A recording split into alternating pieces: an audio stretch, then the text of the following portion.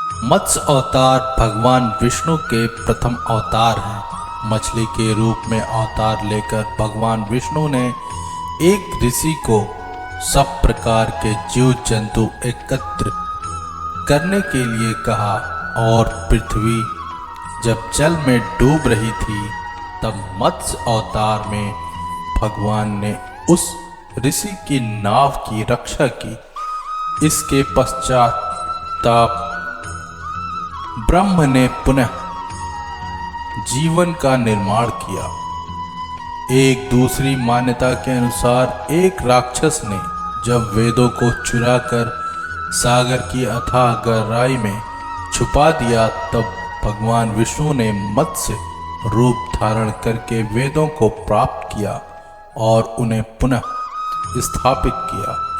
मत्स्य अवतार की कथा एक बार ब्रह्मा जी की असावधानी के कारण एक बहुत बड़े दैत्य ने वेदों को चुराकर, उस दैत्य का नाम हयग्रीव था।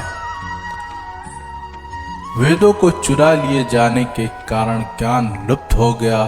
चारों ओर अज्ञानता का अंधकार फैल गया और पाप तथा अधर्म का बोलबाला हो गया।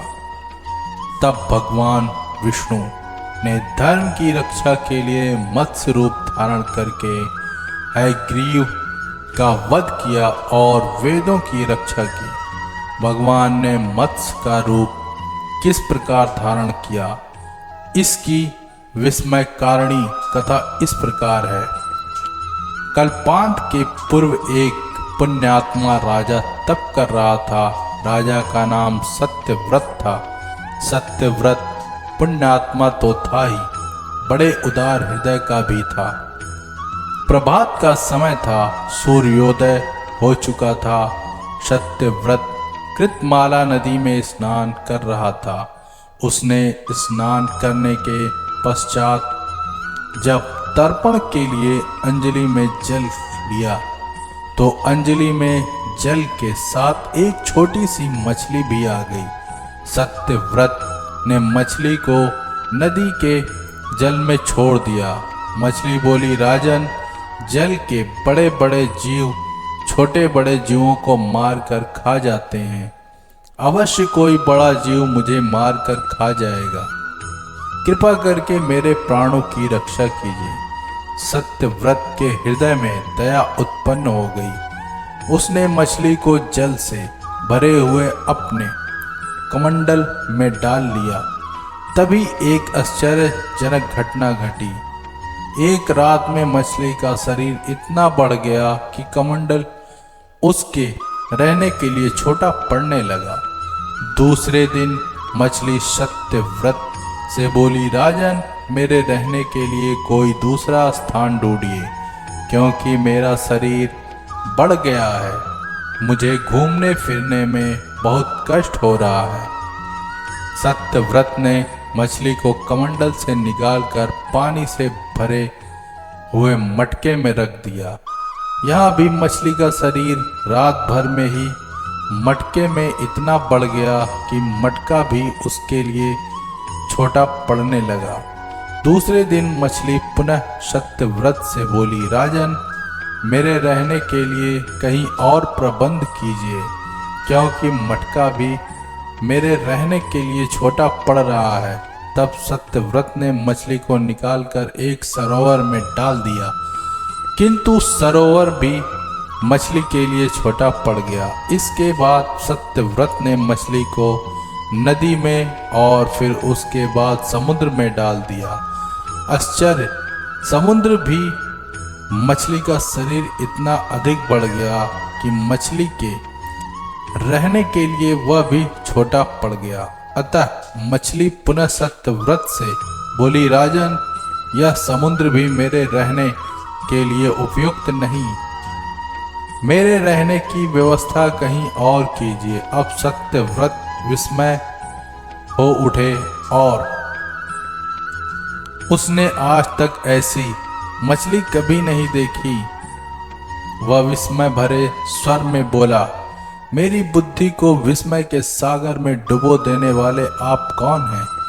मत्स्य रूपधारी श्रीहरि ने उत्तर दिया, राजन, हयग्रीव नामक दैत्य ने वेदों को चुरा लिया है। जगत में चारों ओर अज्ञान और अधर्म का अंधकार फैल गया है।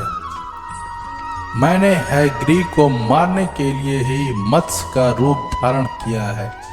आज से 7वें दिन पृथ्वी प्रलय के चक्र में फिर जाएगी, समुद्र उमड़ पड़ेगा, भयानक वृष्टि होगी, सारी पृथ्वी पानी में डूब जाएगी, जल के अतिरिक्त कहीं कुछ भी दृष्टिगोचर नहीं होगा।